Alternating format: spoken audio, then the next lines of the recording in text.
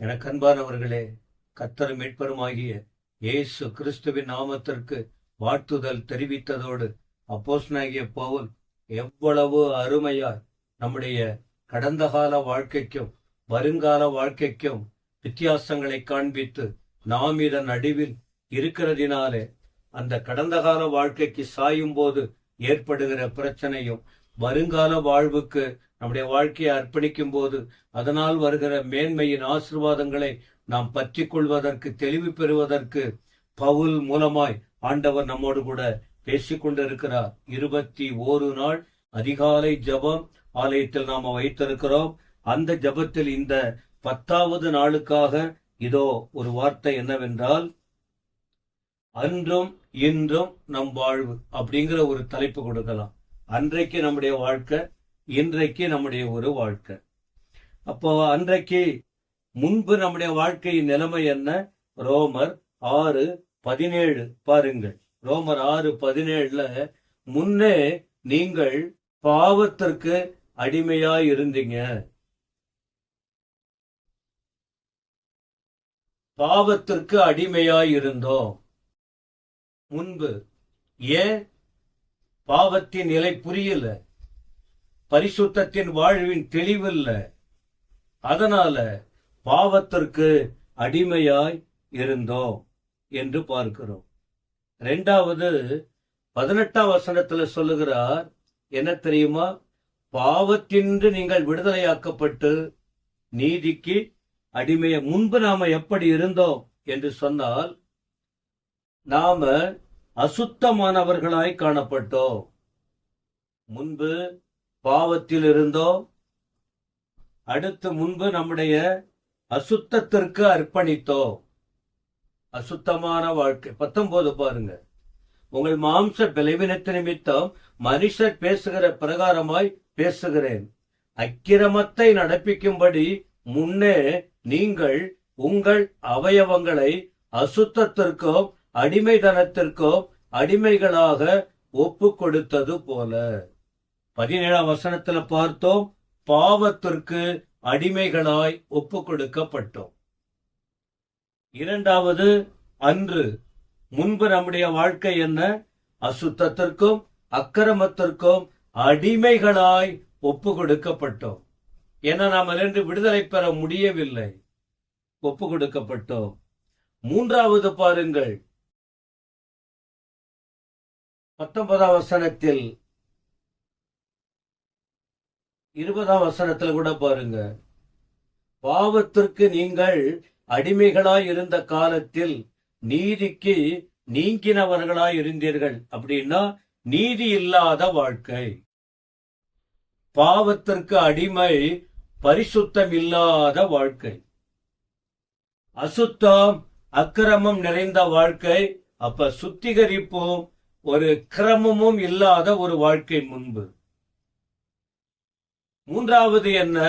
நீதி இல்லாமல் அநீதியாய், வார்த்தையில் அநீதி, செயல்களில் அநீதி. அப்ப அநீதியான அநியாயமான வாழ்க்கையிலே நாம் கடந்து போய் கொண்டிருந்தோம். இதனுடைய முடிவு என்ன அப்படின்னு பார்த்தீங்கன்னா, இதனுடைய முடிவு 20ஆம் வசனத்தின் 21ஆம் வசனத்தின் கடைசி பார்க்கிறோம். அவைகளின் முடிவு மரணமே. இப்பொழுது உங்களுக்கு வெட்கம் உண்டாக தோன்றுகிற காரியங்களினாலே அக்காலத்திலே உங்களுக்கு என்ன பலன் கிடைத்தது? பாவத்திற்கு அடிமையாய் இருந்ததினால், அசுத்தத்திற்கு அடிமையாய் இருந்ததினால், அக்கிரமத்திற்கு அடிமையாய் இருந்ததினால், அநீதிக்கு அடிமையாய் இருந்ததினால் நமக்கு என்ன பலன் கிடைத்தது? வெட்கமுண்டாக பவுல் சொல்றாரு. என்ன தெரியுமா? அந்த காரியங்களின் பலன், முடிவு மரணம், ஜீவன் இல்லாத வாழ்க்கை, செத்துப்போன வாழ்க்கை, செயல்பட முடியாத வாழ்க்கை. தனக்கும் பிரயோஜனம் இல்லை, குடும்பத்துக்கும் பிரயோஜனம் இல்லை, பிறருக்கும் பிரயோஜனம் இல்லை, யாருக்கும் பிரயோஜனம் இல்லை. அப்படிப்பட்ட ஒரு வாழ்க்கை அன்றைக்கு. ஆனால் இன்றைக்கு நிலை என்ன? இன்று நமது நிலை என்ன?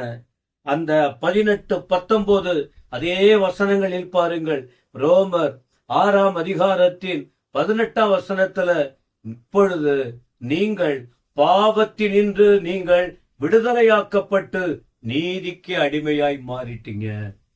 இப்ப இன்று இந்த நாட்களில் நீதிக்கு அடிமையா மாறிட்டோம். அப்ப வாழ்க்கையின் தன்மையே வித்தியாசம் பாருங்க. விடுதலை கிடைத்தது, பழைய வாழ்க்கையிலிருந்து விடுதலை கிடைத்தது. அதனால இப்போ ஒரு விடுதலையின் வாழ்க்கை, நீதிக்கு நாம அடிமையா மாறிட்டோம். இப்ப ஏதாவது ஒரு காரியத்திற்கு அடிமையா இருக்கணும், வேற வழி இல்லை. அடிமை, நீதிக்கு அடிமை. 19ஆம் வசனத்திலே நாம அதை பார்த்துட்டோம். அப்படி இருக்கும்போது அடிமை ஆனீங்க, திரும்பவும் அந்த நீதிக்கு நம்முடைய வாழ்க்கையை ஒப்பு கொடுக்க வேண்டும். நீதிக்கு அடிமையாய் ஒப்பு கொடுக்க வேண்டும். பாவத்திற்கு அடிமை வாழ்க்கை வித்தியாசமான தவறான வாழ்க்கைக்கு போகிறது. நீதிக்கு அடிமையாய் ஒப்பு கொடுங்க. ஏன்னா நமக்காக ஆண்டவர் செய்த காரியம் வித்தியாசம். இரண்டாவது, நாம இன்றைக்கு நமக்கு கிடைத்த மேன்மை என்ன? நமக்கு இன்றைக்கு கிடைத்தது என்ன? 22ஆம் வசனம் பாருங்க. இப்பொழுது நீங்கள் பாவத்தினின்று விடுதலையாக்கப்பட்டீங்க. பாவத்தினின்று விடுதலை, தேவனுக்கென்ற அடிமை, பரிசுத்தமாகுதல். உங்களுக்கு கிடைக்கும் பலன் என்ன? நித்திய ஜீவன். பழைய வாழ்க்கையின் அடிமைதனத்துக்கு கிடைத்த பலன் என்ன? மரணம். மரணம். ஆனா தேவனுக்காக நீதி, பரிசுத்தம், இதற்காக நம்மை அர்ப்பணிக்கும் போது அந்த வசனத்தை பாருங்க. பாவத்தினின்று விடுதலை, ஆண்டவர் விடுதலை கொடுத்திருக்காரு. இப்ப நாம தேவனுக்கு அடிமை, தேவனுக்கு அடிமையா இருக்கிறோம். கிடைச்ச மேன்மை பரிசுத்தம். இப்பொழுது பாவம் அல்ல, பரிசுத்தம். என இந்த தேவன் பரிசுத்தம் உள்ளவர், இந்த தேவன் நீதியுள்ளவர், இந்த தேவன் விடுதலை கொடுக்கிறவர், இந்த தேவன் அசுத்தத்தை மாற்றுகிறவர், இந்த தேவன் அக்கிரமத்திலிருந்து விடுதலை அளிக்கிறவர், இந்த தேவன் ஆசீர்வாதத்தை பொழிகிறவர், இந்த தேவன் வாழ்க்கையை செவைப்படுத்துகிறவர், இந்த தேவன் வாழ்க்கையை மேல் நோக்கி கொண்டு செல்லுகிறவர், மீண்டும் அடிமைதனமாகிய இருளுக்குள்ளே போகாதபடிக்கு நீதிக்கு அடிமையாய் வெளிச்சத்தின் பாதையில் அற்புதமாய் நடத்துகிற தேவன். இதனால் கிடைக்கக்கூடிய முடிவு, எல்லாத்துக்கும் ஒரு முடிவு இருக்கு பாருங்க. எல்லாவற்றுக்கும் ஒரு முடிவு இருக்கிறது. அந்த முடிவு மரணம், அழிவு. இங்கே இருக்கிற இந்த முடிவு அழியாத வாழ்க்கை, நித்திய ஜீவன், இயேசுவோடு இருக்கிற ஒரு அனுபவம், நித்திய ஜீவன். 23ஆம் வசனம், பாவத்தின் சம்பளம் மரணம்.